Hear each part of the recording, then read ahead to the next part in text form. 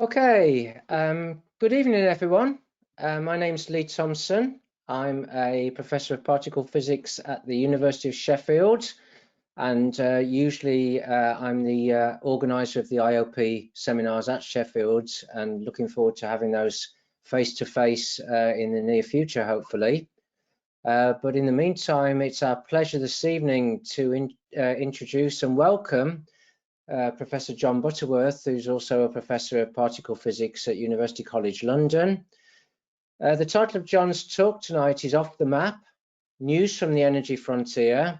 So Jon actually works on one of the big experiments that's currently running at CERN's Large Hadron Collider and has been running for a number of years now and will continue to take data for a number of years. And he's going to share some of the insights into the physics that the particle physics and the discoveries that this collider is helping us to unravel the mysteries of the standard model of particle physics this evening. So Jon, in addition to being a professor at UCL, he actually won the Chadwick Prize, the IOP Institute of Physics Chadwick Prize in 2013 for his pioneering experimental and phenomenological work in high-energy particle physics, and particularly in the area around hadronic jets. So as well as doing that, he finds time to write about physics for the general public, and has recently published a book. Well, in 2018, Penguin published a book of his called The Map of the Invisible. So it's my pleasure and our pleasure, as on behalf of the Institute of Physics Yorkshire branch, to welcome Jon tonight, and I'll hand over to Jon now. Thanks a lot, Lee. Thank you. As you can see, I left the title. The title of the talk is the title of the book rather than the one Lee just gave, but it is the right talk. Don't worry. What I'm going to do is talk to you about the what we've learned and what we're learning about the standard model of particle physics, and take you on some journeys through this. And I'll use throughout the analogy of a map because quite apart from me liking the maps very much, which were drawn by Chris Wormel, as you see on the screen there, it is actually an analogy that I use professionally. I mean, it's the way I think about what we do. I think we're exploring a landscape of physics that these large colliders give us access to. And I want to try and give you some idea, not so much of the details of what we're doing, but of the enterprise and what it's all about. So I'm going to take you on some journeys through this map. So the map is and particle physics itself is about what we call fundamental particles, and it may be worth taking a moment to say what we mean by that. I mean, it's fundamental sounds quite grandiose on the one hand.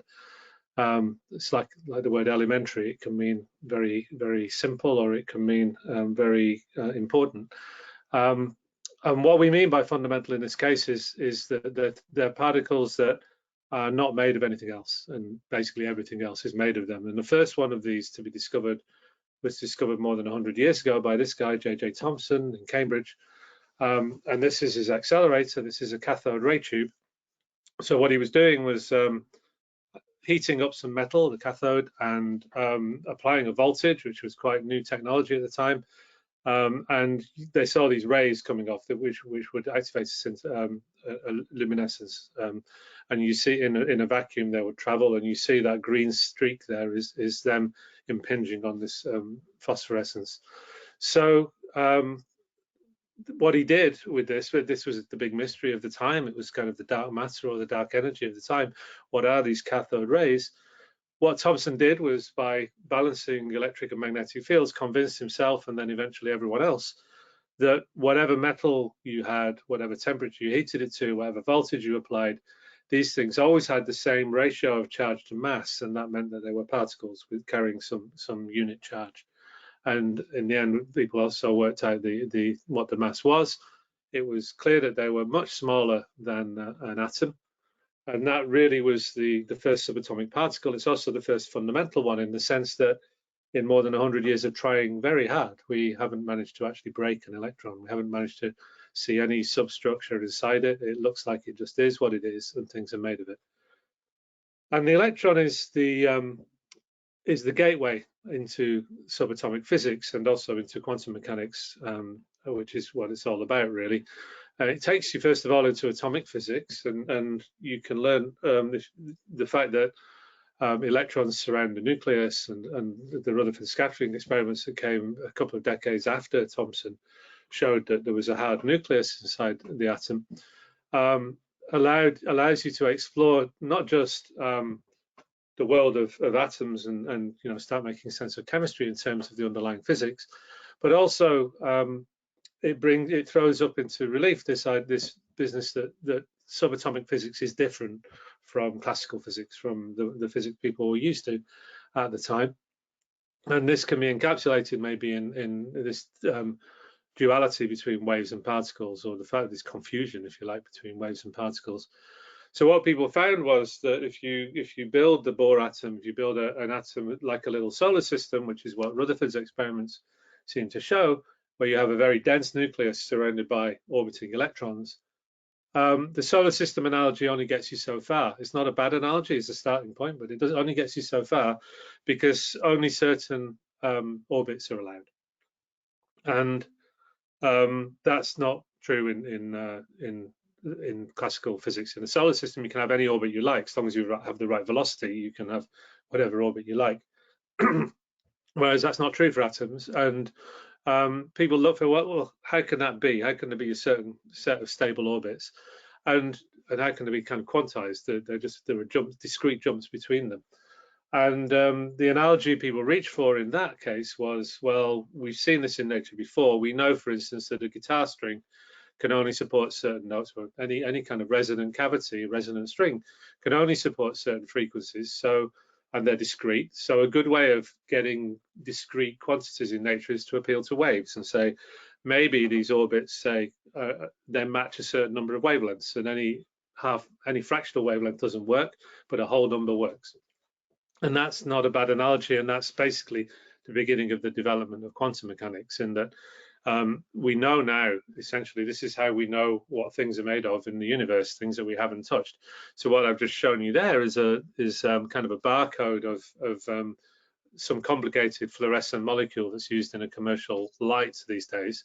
Actually, this is old technology now. People use LEDs all the time, but if you had an old fluorescent gas, it would emit at certain characteristic frequencies, and those were driven by transitions between these allowed orbits, and a photon would be emitted, a quantum of light would be emitted on one of these discrete jumps. And in fact, this is also how we know what the sun's atmosphere is made of. What you see below there is a spectrograph of the sun's atmosphere. And this time, rather than emission lines where photons are being emitted when electrons jump down an orbit, in this case, they're jumping up an orbit, they're absorbing energy, and they're leaving a shadow in the sun, because the sun, is a huge nuclear reactor. It's a broadband emitter. But you see, magnesium, iron there, sodium absorbing in characteristic frequencies. In fact, the element helium was discovered this way. It's not actually on this one because it doesn't have a band in visible light, but it was discovered this way because there were bands in there that didn't match any element on Earth, and that's why it's called helium, after Helios, the sun god. And a few years later, it was indeed isolated, probably in a child's balloon. I don't know that bit of history, but anyway, it was found later as one of the noble gases. So that's a really key, entry point into quantum mechanics, into atomic physics. The world looks different once you're down at subatomic scales. And I've started, really, this could be an introduction to any physics talk. But what the reason I started this way is that there's a very key relationship here between energy and the wavelength. Okay. And this is what drives particle physics. This is going to tell you why we have these huge machines and why the energy frontier is actually so important. So this is a little video I have, which is not very high tech, and it's not very advanced physics either. But what you're going to see is a ripple tank.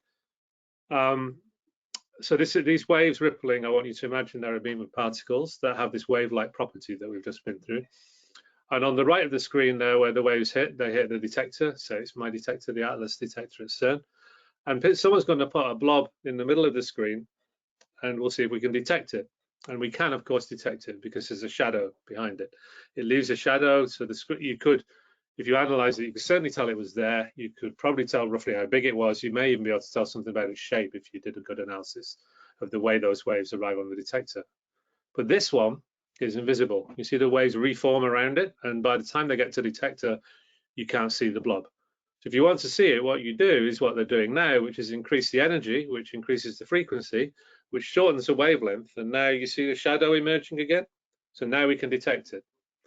And the reason we can detect it is because we raise the energy, which raised the frequency, which shortened the wavelength, and then once the wavelength is small enough that it's comparable in size to the thing we're trying to see, then we can actually see it. And that's really what lies behind this map and what lies behind particle physics. So the conceit of this map is that you enter from the west at everyday energy scales, and as you go further east, you're going up and up in energy, but from that ripple tank that you've just seen, you know that going up in energy now means increasing frequency, shortening wavelength, so going up in resolution, so essentially going down in size. So we're looking at smaller and smaller things as we go from west to east. And I'm not going to take you through the whole map, that journey of exploration that we went on mostly through the latter part of the 20th century, where you see the nucleus inside the atom, first of all, the protons and neutrons inside the nucleus, a whole bunch of other particles called hadrons that are made of that are related to the protons and the neutrons. Protons and neutrons are examples of hadrons. There are many more of them. At some point, if you cross that bridge in energy that's labeled lambda QCD there, you see that actually the hadrons aren't the real deal. They're not fundamental. They're all particles made of quarks. And then you explore that land and you can see the quarks in there. So that's essentially that map there now is representing most of the standard model that we see. And the story of particle physics really has been exploring further and further east and in more and more detail of this map to see what might be going on there and see what the landscape actually is. So having started with a really simple little video to try and get the idea across of the correspondence between high energy and resolution, and therefore seeing shorter distances. This is now a real hardcore proper physics plot from the experiment that I did my PhD on, actually, which is in Hamburg. In the 90s, it was colliding electrons and protons together, and the electron, so you could think of it as a very, very high, because it was so high energy, you could think of it as a very, very high resolution electron microscope, in fact, looking inside the proton at the quarks and the gluons in there and what the distribution of those particles really is. And what you're seeing in that plot then is on the horizontal axis, this q squared variable is essentially the energy squared. So it's 1 giga electron volt, which is that GeV there, is a billion.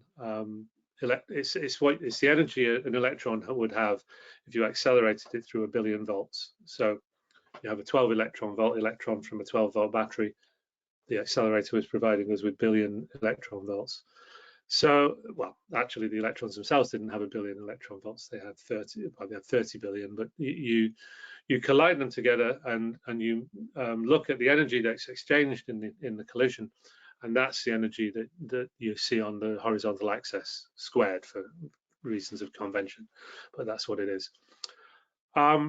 And what you see on the vertical axis is essentially the probability of the collision happening. So it's a cross section in physics terms, but it's a differential cross section in physics terms. So, but you can just think of it as if I collide these beams, how often does a given thing happen is what's really going on. And the blue line is showing you what you would expect to happen, basically. The photon exchange, the electron, sorry, exchanges a photon, so it's an electromagnetic scattering, smashes a proton to pieces and bounces off. And you can see the data points are the different shapes on there with various different beam conditions. And the blue line is the theory prediction, and it all looks pretty good. And then the red line, which is where things get interesting maybe, is when something else happens. This is when the electron does not bounce off as an electron, it transforms into a neutrino.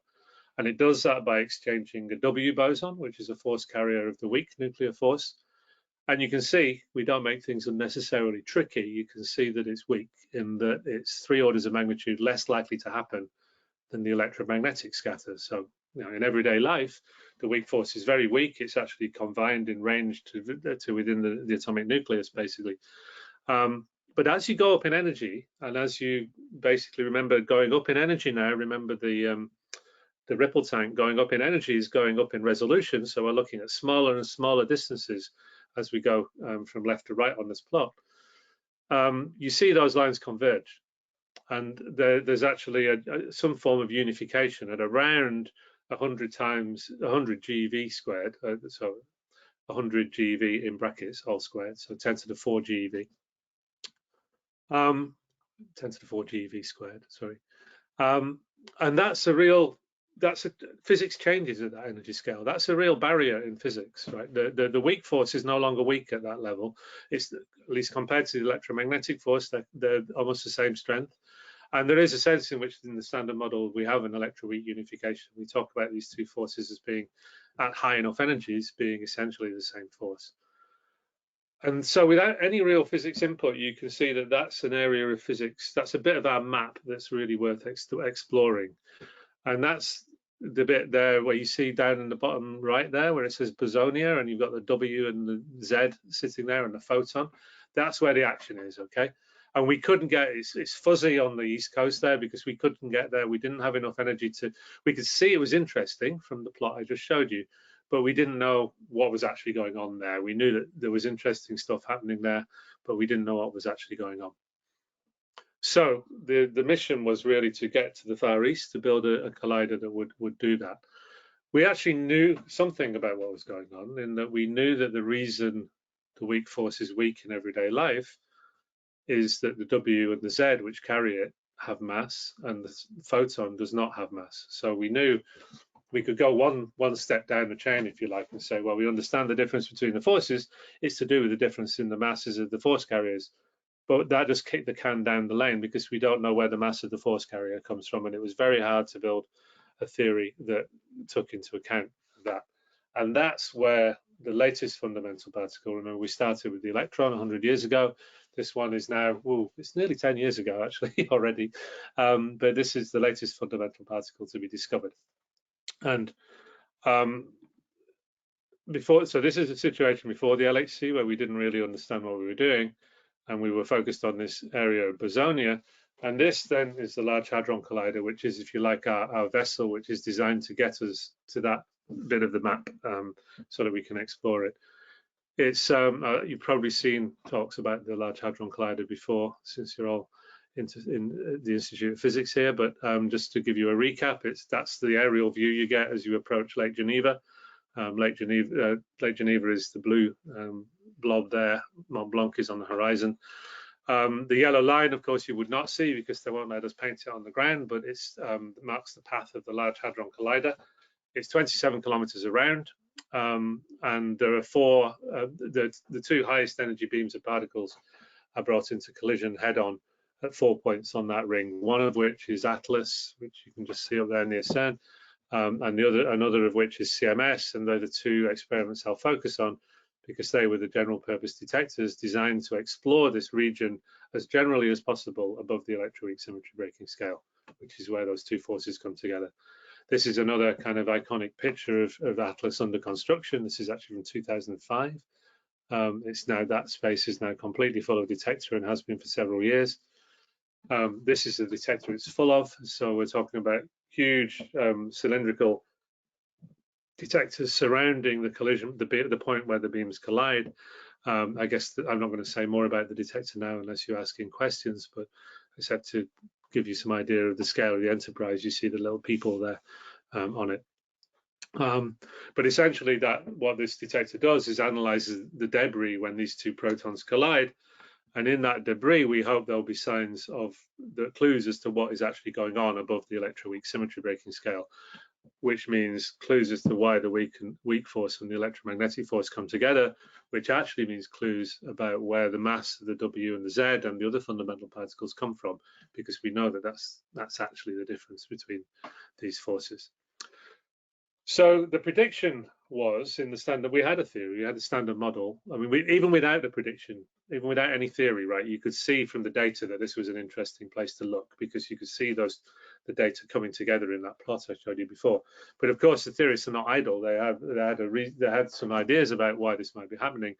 And the idea within the standard model that was solid in there was that you postulate some what we call a vacuum expectation value, so an energy field, a quantum field, which fills the universe, and actually fills the universe at its lowest energy state. So if you want to get rid of this field, you actually have to put energy in. So it's there everywhere, and it's by interacting with that field that the W and the Z and the other fundamental particles acquire their mass.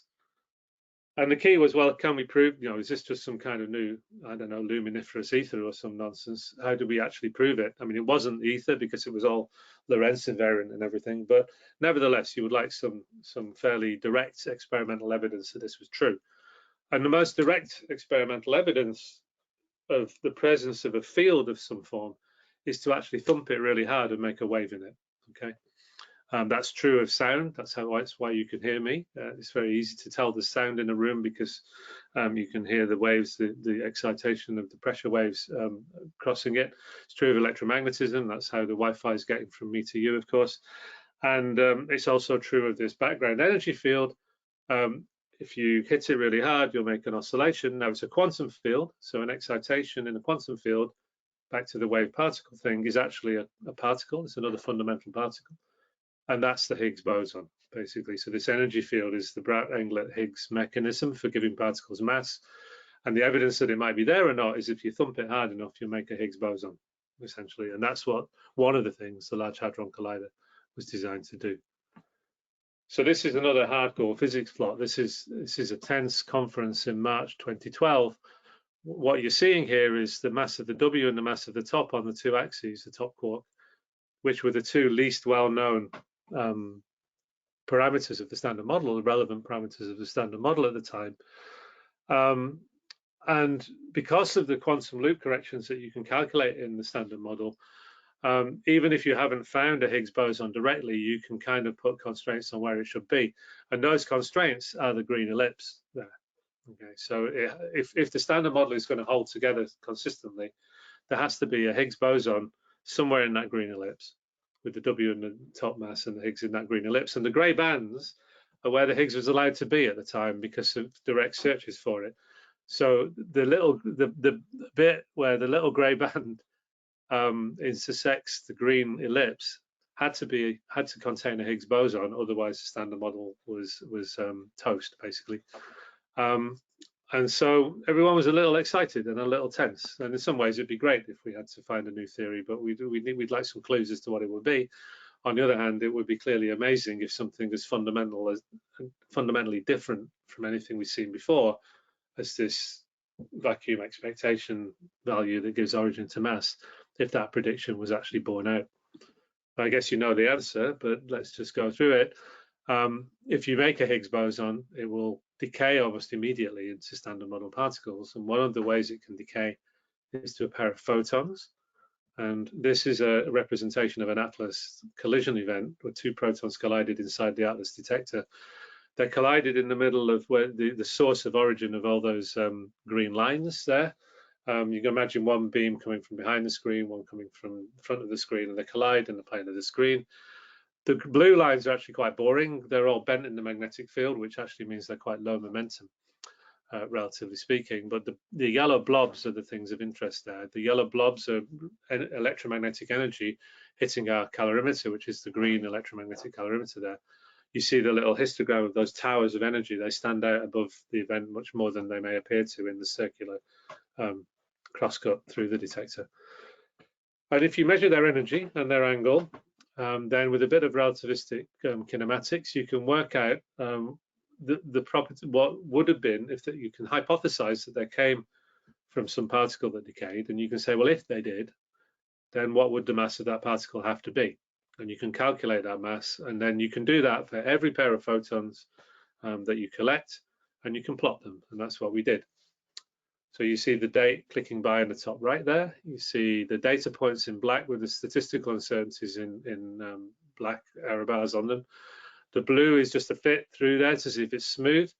If you have a particle that decays to pairs of photons, you expect to see a clump around the mass of that particle, and there it is. That's the bump there, the little red bump.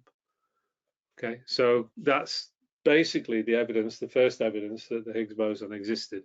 I'm going to let it run again. I think it will play again. Yeah, there we go. Because there's a lot going on here. This is real, actual science emerging from the noise, right? As you collect more data, the statistical errors shrink. We had all kinds of excitements about various excursions that were not statistically significant, and you have to kind of keep a cool head and eventually do that analysis that you see there and evaluate its statistical significance.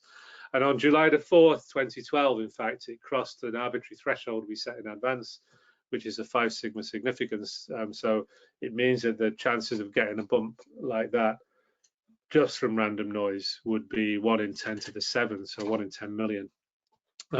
It's arbitrary. You can, how long is a piece of string, but you can choose your favorite probability, but it's quite important that you set your criteria before the experiment begins, and 5 sigma is a very well established one.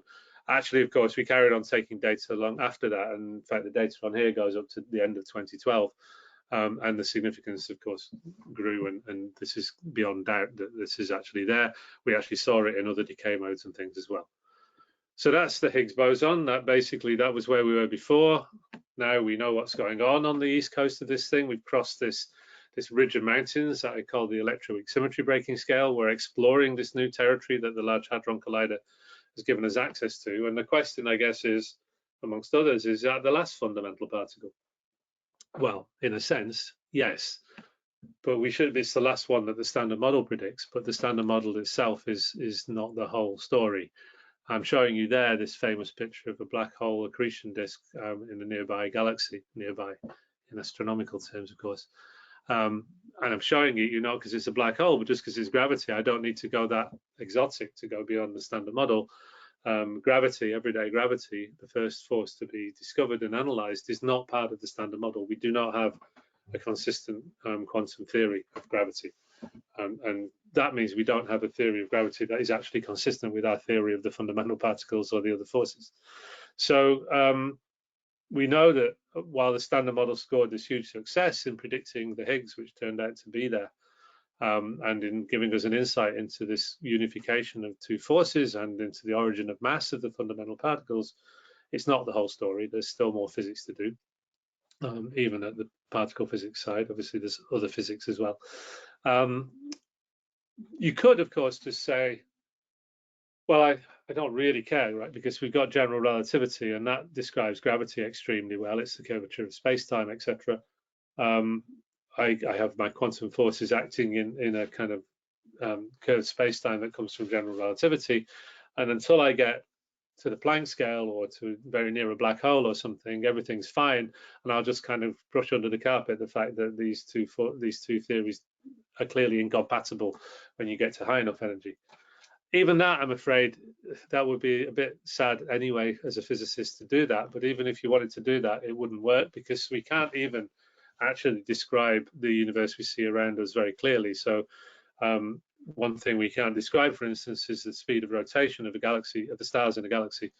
If you do the calculation based on the observed mass in the galaxy, then the stars are actually rotating too quickly.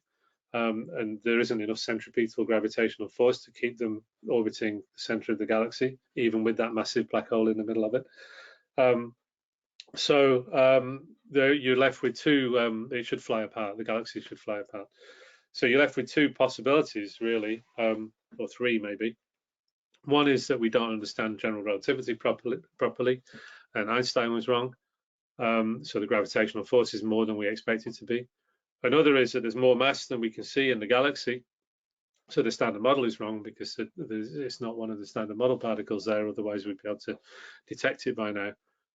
Or the third possibility, I guess, is both, which is probably the most likely possibility, that both of them are wrong.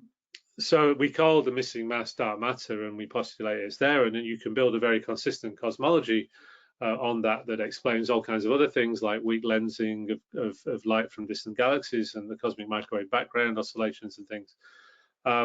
So dark matter is by far the favorite candidate, but it's not going to be a standard model particle. So there's something else going on to the east in our map. There are people still working on the idea that actually maybe you should modify gravity as well. It turns out Einstein was really quite clever, and it's very hard to modify general relativity in a consistent way, but people are trying. And it may be that some combination of the two, in fact, is a solution to this, and gives us a bigger and better theory beyond the standard model, and maybe also beyond general relativity. There are other problems, not just I mean, you could say that with dark matter and dark energy, we only understand 5% of the universe, but it gets worse, because even that 5% of the universe we really don't understand. That's the 5% that's us, that's matter, basically, quarks and leptons. But in the standard model, every time you create matter, you create an equal amount of antimatter.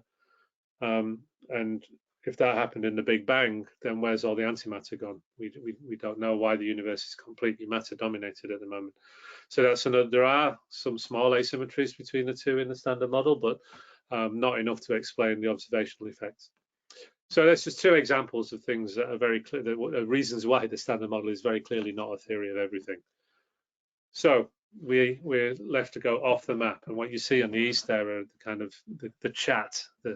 I like to think of us sitting in a pub on the dockside on the east coast of Bosonia there, gossiping with the theorists about what might be out there, and they come out with all kinds of wacky ideas of varying degrees of credibility.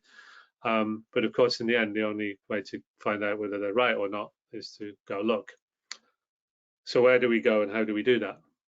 So in the last third of the talk or something, I'll just go through the future, actually, and what we're planning, what we're hoping to do next. And a lot of this comes from this European strategy for particle physics, which I know there are at least a couple of particle physicists listening in will be very familiar with this, because we've been talking about it for years.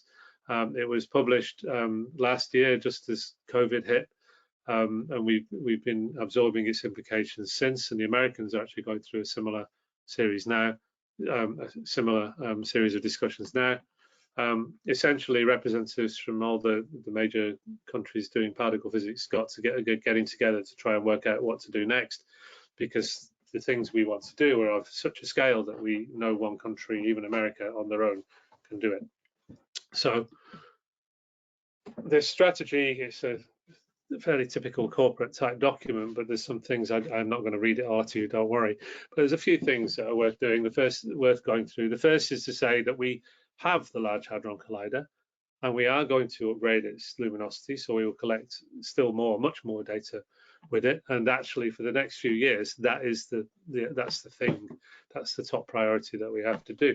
So that as we collect more data, you saw in that animated plot of the Higgs discovery, that as you collect more data, the error bars shrink. So even though if you're not going up in energy, you're still getting you're getting more reach, you're getting a closer look at the small, the fundamental particles. And that's what we can't actually increase the energy of the Large Hadron Collider anymore, not very much more. We may get a bit more when it starts again next year, but not very much. We no more big leaps, but we will collect a lot more data and get a lot more precision to survey this new land that we've been given access to. And that will tell us more about the east half of Bosonia, of the physics above the electroweak symmetry breaking scale that we've never really seen before. And it will start maybe revealing some of these monsters that the theories are dreaming up out there. Another thing that will also happen though with the high luminosity LHC is maybe a bit less kind of obvious than just sailing to the east on this map, and that's to do with what's going on in the quark sector here. So there's another experiment on the one of the four that I talked about, Atlas and CMS data, when they discovered the Higgs. But one of the other experiments is called LHC-B, and the B there is for B quarks, and they're measuring rare decays of B quarks, partly initially because that's actually very closely related to the differences between matter and antimatter. So they're looking for clues as to why the world is made of antimatter, why the world is made of matter, not antimatter. However, they've recently come up with some measurements here. I mean, I'm not going to explain the whole measurement, but just to say that in some rare decays where you expect the number of electrons and muons to be the same, they're not. There seem to be, let me get this right, more electrons than muons, I think is the way it goes. And that's expressed in this plot as a bunch of measurements from LHCb mainly, where they should lie on that dotted line, and they're below it. Now, they're not miles away. It's not conclusive yet, but it's been going on for a while now, and there's a few anomalies like this pointing in the same direction. So it may be that by studying this bit of land in the box here, the bottom quark and its relations, we're actually getting some big clues as to what is going on further east on the map. There's also people studying nuclear physics there and studying hadron production more directly, but I won't say more about that right now. The second part B on the priorities of the future of particle physics, if you like, is to do with the neutrino sector. I haven't really mentioned that so far, but the neutrino is a particle that only interacts via the weak force. It was in the initial incarnation of the Standard Model. It was supposed to be massless. In the mid-90s, we discovered that that was not true.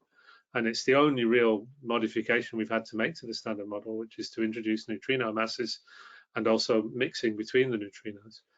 And there are two major experiments now under construction, one of them in North America and one of them in Japan, which will probe the way the neutrinos mix, study their masses. There are other experiments also trying to measure their masses directly. And it's possible that the way the neutrinos mix actually has some influence on the matter-antimatter asymmetry, for instance, as well. So that's another kind of corner of the Standard Model where we're trying to pry away at some of its mysteries and see if they give us clues as to what the bigger, better theory that will come after it really is. So that's the neutrino sector down there. It's not really the energy frontier because the neutrinos can be very low energy, but it's unknown physics and not very well explored. So those things are going to happen. They're being built now. Well, the LHC is there, but it's being upgraded, and those two neutrino experiments are being built. What after that? I mean, they say, well, it's probably going to be 10 years before all those things are finished, or maybe more. But these experiments can take at least 10 years to build, maybe probably longer. So we're already thinking about what might come next.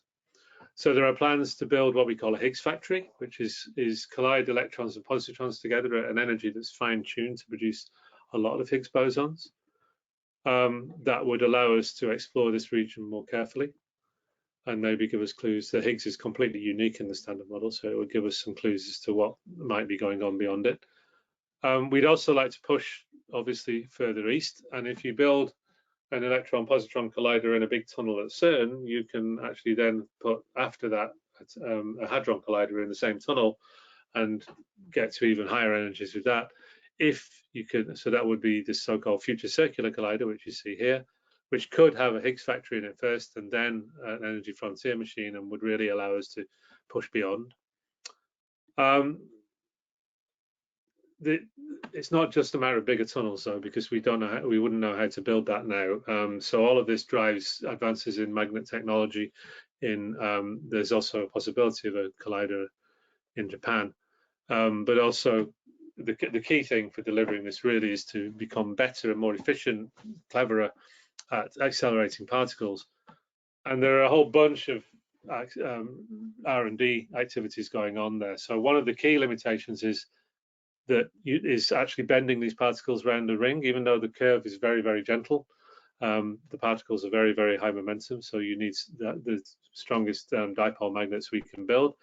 There's a picture there on the left of a team at Fermilab that have just recently achieved the magnetic field strengths in a prototype that would allow you to build that future circular collider.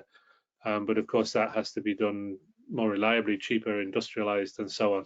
And will bring probably a lot of benefits with it when they do that as well as we do that. There are other ideas. This awake thing is a plasma wake field accelerator where you fire a beam through a plasma and that sets off ripples, a wake field in the this is Wakefield Society, isn't it, as well? Excellent. So I would be in Wakefield if it wasn't for COVID, I guess. Anyway, it pulls the particles along in its wake, and you can get very, very high accelerating gradients that way. And there's a demonstrator at CERN and another one at Daisy in Hamburg, actually, which are doing a lot of good work there. And there's also a possibility of colliding other particles down in the bottom right there, muon colliders. There's a lot of R&D going on. So basically, we have some time while we run the LHC and do these neutrino experiments to do some research and development for what might come next, and that's really going on now. And what we need really is a roadmap through that, so we can. It's fun doing R&D, but at some point you need to focus and industrialize it, and maybe fill a 100-kilometer tunnel with it. Okay, so to summarize then, physics is actually in a different position now than it was, obviously, than it was before the LHC began taking data. It's in a different position than it ever was when I was training as a physicist, because we have a complete standard model. So throughout my career until the Higgs discovery, there were always missing bits of the standard model. There aren't really now. There are some things we'd like to measure better, but there's nothing, no particles missing. But also through that period, there was a lot of theory discussion about how when you find a Higgs, you're bound to find X, Y, Z, and usually X, Y, Z was supersymmetry, in fact. But there were some very strong theoretical prejudices in favor of finding some physics beyond the standard model, really quite close, almost at the same time as the Higgs, and that hasn't happened. And so there is no single current best candidate theory beyond the standard model. There are lots and lots of ideas, and actually it's a very healthy diversification of ideas, and that you see these various anomalous phenomena that are sort of kicking off more of those ideas. But we need a change of approach. This is now really about exploration of new territory. There's no guarantee. We know there are things are missing. We know that dark matter, or some answer to the dark matter problem, has to be out there somewhere. But there's no guarantee it will be within reach of the next machine or anything. In fact, we don't know. We don't have a completely predictive theory of that. Not like we did with the Higgs. We could say, if it's there, we'll find it. If it's not there, we'll prove it's not there. It's not really like that with any of these other ideas now. So what we need, and this is really mainly addressed to my colleagues, but I think it's important to let people know that we're not just assuming it's business as usual. We need really careful theory-independent measurements. We need to kind of shuck off some of the theoretical prejudice that's underlay the field sometimes, for good reason, because the standard model is such a great candidate theory.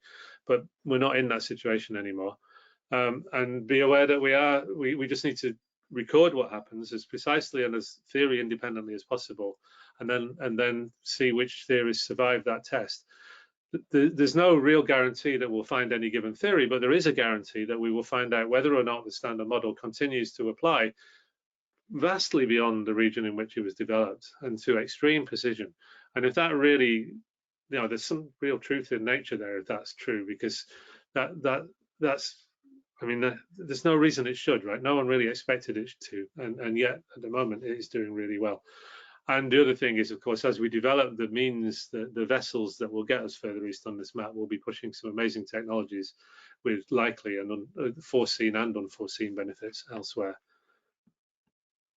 So it may be, and it's worth being humble enough to admit this, that the standard model may be isolated. Now that in itself would be, there are no islands of land within reach of anything we can build at the moment.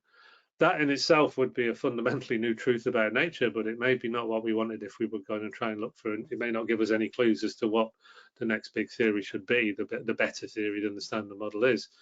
But the one thing that's for sure is if we give up and we don't go look, then we'll never know the answer. And there are plenty of regions and clues which have in those grey boxes with the red lines around them there, which give us hope that there is something not too far away. And that we have not reached the limits of human understanding of the fundamental laws and constituents of nature. So I'll just finish with the message, of course, that the journeys into particle physics continue. This is sort of an advert for my book if you want to read more of it. The talk is not really based on the book. The book is a more pedagogical exploration, but the real reason for showing this actually is just to re-acknowledge Chris Wormel, who drew these fantastic maps from words and ideas in my head. And I have to boast a bit because Chris Wormel, if you know the Philip Pullman books, his Dark Materials, he's the guy who draws the illustrations for Philip Pullman. So I'm very proud of the fact that I got him to draw some particle physics as well. Okay, thanks. I guess it's time for questions. Thanks very much, John. And I just want to say personally how much I've enjoyed that. I mean, as a particle physicist myself, I think you've done a great job of embracing how much we've learned over the last few years, but how much we still don't know, and that's quite humbling in a way. So I noticed we've got a fairly shy crowd this evening, which is unusual for Wakefield, but we've got one question in the chat box at the moment and one hand up. Please feel free to use the questions tab or pop your hand up, either way, to ask a question. So one of our attendees, John Morrell, has asked, what is the probability that unknown physics is being thrown away by the LHC as only a very small proportion of all collisions are recorded? Right, that's a question that we lose sleep over, obviously. It's a good one. It's very hard to evaluate the probability, but it's certainly not zero, let's say that. The way we, and part of that is to do with what I said at the end about this theoretical prejudice that there should be new physics associated with the energy scale of the Higgs, okay, with this electroweak symmetry breaking scale. Because it's actually quite relatively easy to design data selection algorithms that will pick out anything that has got as an energy transfer close to the electroweak symmetry breaking scale. Generally, it means they have high transverse momentum, so you can find them. And we have trigger systems to do that and pick those out. So I'm pretty confident we haven't missed anything like that. But as we now have come up with null results and there's no supersymmetry shown up so far and there's nothing else shown up close to the Higgs like that, people are casting around, and there are other candidates for dark matter that are much lower mass and much more weakly coupled to the standard model. And it's possible that we are throwing away, that we've made thousands of them, but they're buried in billions of more boring events, and we haven't seen them because there's no characteristic energy scale to allow us to select them. So there are people pushing, well, online selection, high-speed electronics and computing, but also machine learning and algorithmic developments to try and do this as well. And it's very hard to, on the one hand, not just data mine so that you see what you expected because you selected it by your selection algorithm. On the one hand, you can bias yourself very heavily. If you start getting too sophisticated with your selection, you will basically, if you've got enough data, you'll find anything in there. And you won't know what its statistical significance is because you've over-selected for it. On the other hand, if you make too generic cuts, like we've arguably been doing so far, where you're doing things on just looking for characteristic energy scales, then you may be missing stuff, yeah. So it's a very good question. I don't know what the number is for the probability, but I'll tell you it's not zero. Great, thank you, John. Another question, and apologies if I pronounce the question poser's name incorrectly, but Spiget Statina, and they ask, does the hypothetical X boson fit in the standard model? I don't know what that is, I'm afraid. I mean, I'm not sure. Do you know what that is, Lee? I've not heard of an X boson myself, if I'm honest. So yeah, I'm not so sure about that one. Yeah, I mean, the answer will be no then. I don't know what, I mean, we tend to give kind of random labels to things like Z primes and X's and whatever when they, when we hypothesize them in order to either explain an anomalous measurement, which I guess this X boson is. Oh, it's apparently it's a boson of, it's a grand unification boson. So it will be something that's dropped out of a gut, I guess. Yeah. Okay, so no, the question would be the other way around, really, that the X would fit in the gut and the standard model would fit inside the gut as well, but the X would definitely not be in the standard model. So the grand unified theories are essentially a way of trying to build a bigger theory that contains the standard model, more or less in the same way that general relativity contained Newtonian dynamics. It didn't mean Newton was wrong, it just meant he was a subset of the truth. And the idea is that the standard model would be a subset of a gut, and the X boson will be one of the new things that is in the gut, but not in the standard model, if you see what I mean. So do we have any other questions at all? I can either unmute people if you don't have, oh, hold on. Yes, there's another one coming to the box here, I think now. Just bear with me a second. Okay, one from Alex Woods here. You mentioned future plans in Europe and the US. What about Japan? Are any new countries looking to join in? Question mark. Yeah, for sure. So Japan is already in. Japan is a world leader in particle physics already, as well as collaborating on the Large Hadron Collider, in fact. But they have currently one of the best neutrino experiments around going on there. And they also have a flavor factory studying the B quark. There's an experiment called Bell2, studying I mentioned the rare decays of B quarks. They will contribute to that for sure. So they have a very active program. I'm sorry if I gave the impression that it was just a North American, European thing. It's not. So they have an active current program, as do we, and they also, I kind of skipped over it quite quickly, but there is a possibility and a proposal, actually an active proposal at the moment, to build a linear collider in Japan that would be a Higgs factory, would have the energy to produce copious Higgs bosons. My dream is that they do that. We work on that, and then CERN goes straight to the energy frontier and does hadrons as quickly as it can. That would be kind of the particle physicist dream, and then North America does the neutrinos, and then we get everything, and it's great.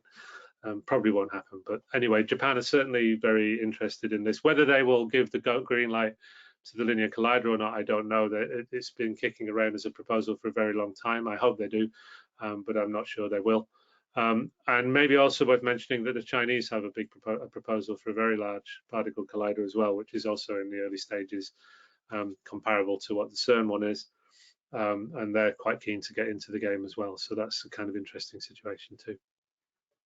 Thanks, John. The questions are coming in thick and fast now. We've got another 3 lined up. I just had a comment, a rider to John's comment, really. As I'm actually a member of the Japanese neutrino program, and I just, underline what John says. That we have a long history of neutrinos, which, I mean, neutrinos now we know have mass, which is something that's outside the realms of the standard model anyway.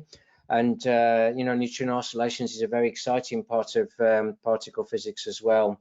And they're committed to this hyper K detector, which is the next generation detector after super K.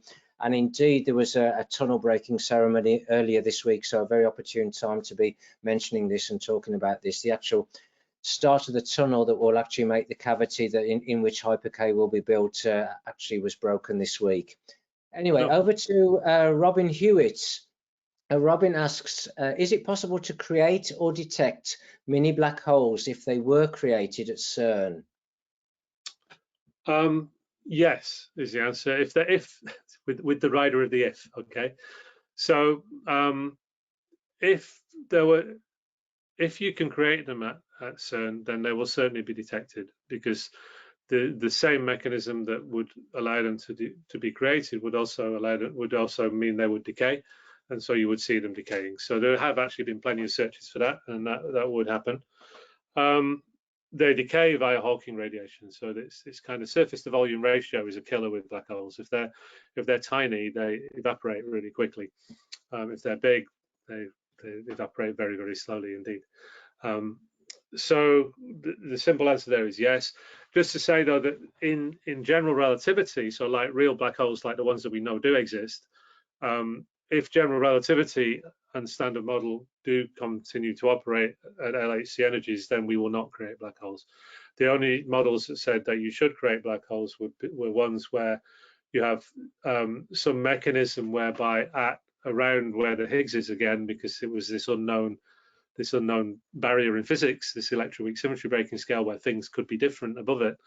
There were models, and there still are models that are still in place, some of them, that would say that that gravity actually becomes as strong as the rest of the forces there, often because there are extra dimensions in space-time that you can resolve with the LHC that you can't see in everyday life.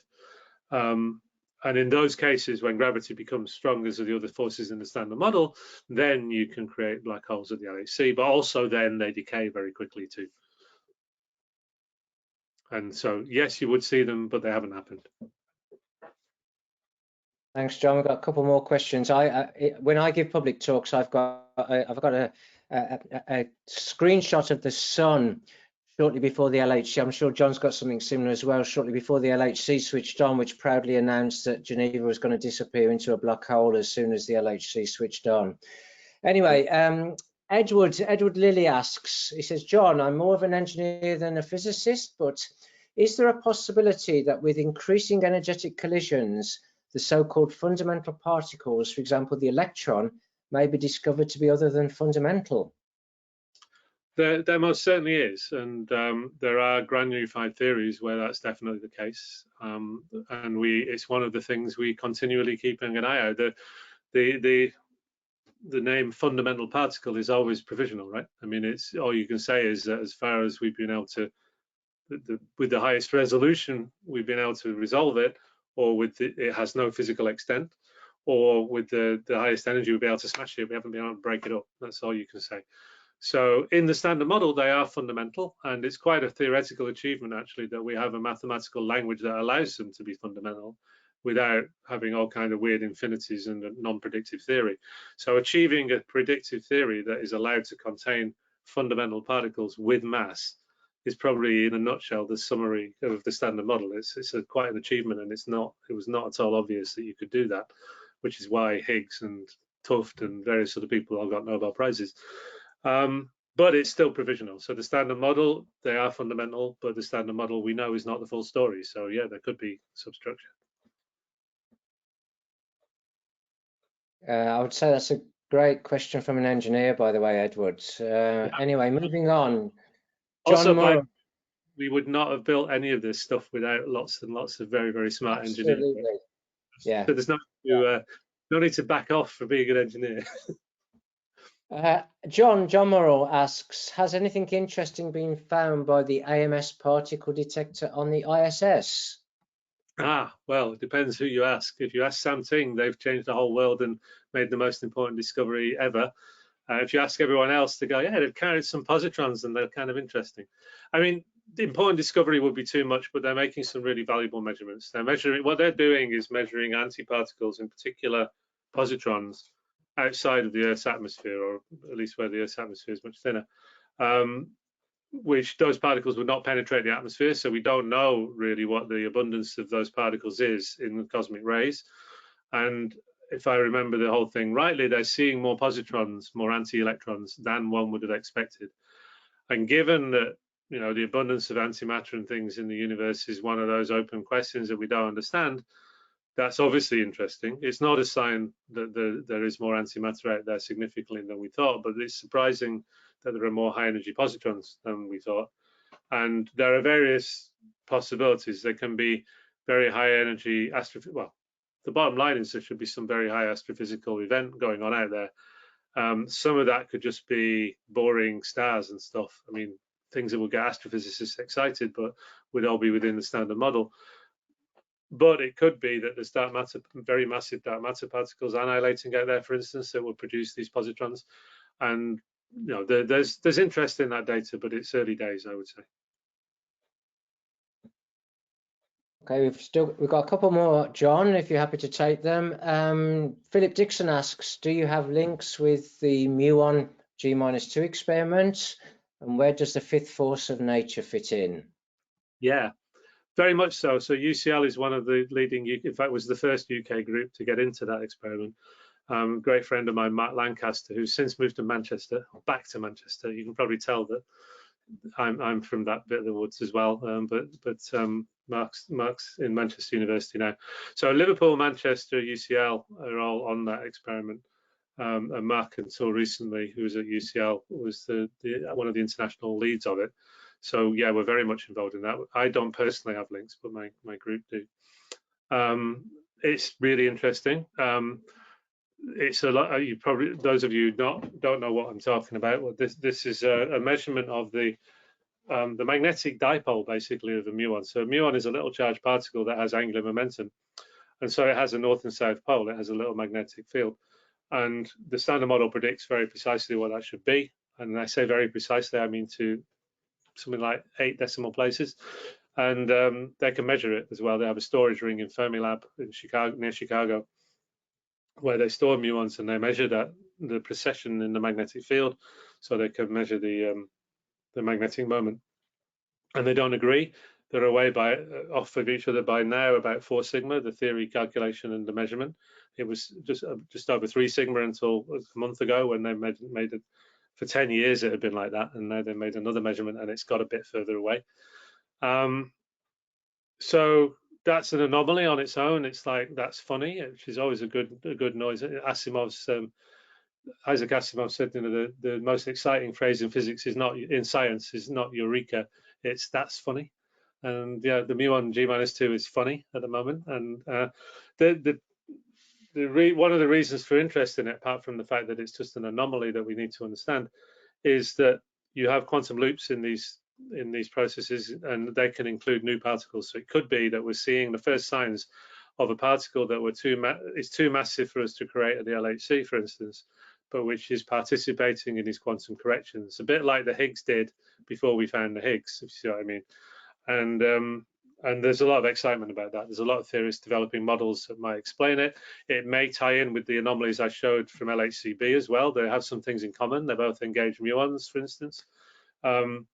So yeah, it may be that the other shoe is about to drop on that one. To be honest, it's very interesting. And some of what I'm actually personally working on the LHC is models that are designed models that would explain the G-2 measurement and then would have consequences in our high energy collision events as well. So yeah, very interesting. Thanks, John, and thanks, Philip, for the question. So last question we have up tonight is another one from Svinek Statina, who asks, are further generations of particles also possible? That's a great question. And the answer really is no, actually. I will choose to say no, and I'll tell you what I mean by no now. So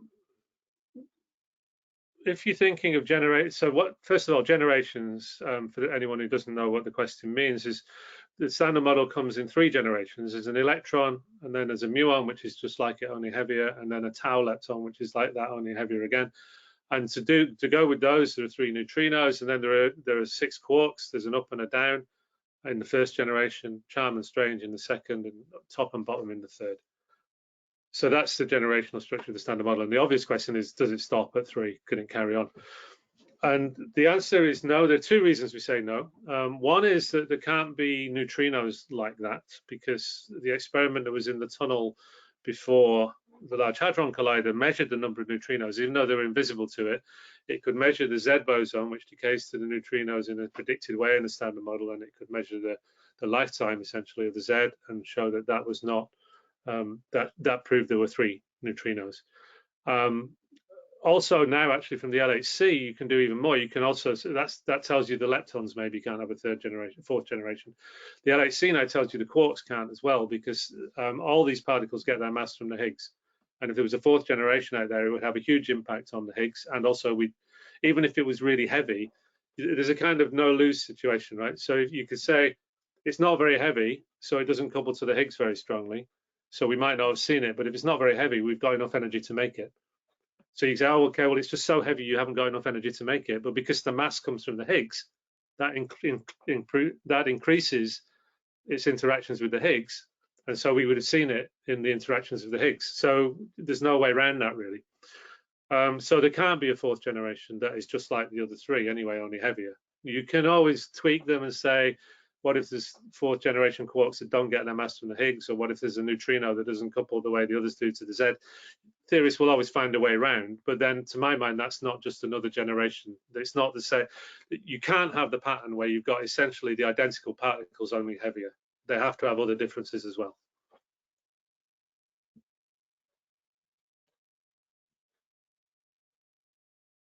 Great, thanks, John. I think we've exhausted all the questions tonight. So first of all, I'd just like to say, actually, thank you for the great questions. I mean, I didn't expect really we'd go quite as deeply into some of the narrow corridors of particle physics with those questions tonight. So thank you to the audience for the questions, but obviously, first and foremost, I want to thank John on behalf of the Yorkshire IOP branch for a tremendous talk and that fascinating insights, not only into where we are and what we found out in the last 30 or 40 years in particle physics, but where we're going in the future as well. So thank you, John, on behalf of the Yorkshire branch. It was a real pleasure. Thanks for the invitation. Okay, bye now. Bye. Thank you, everyone.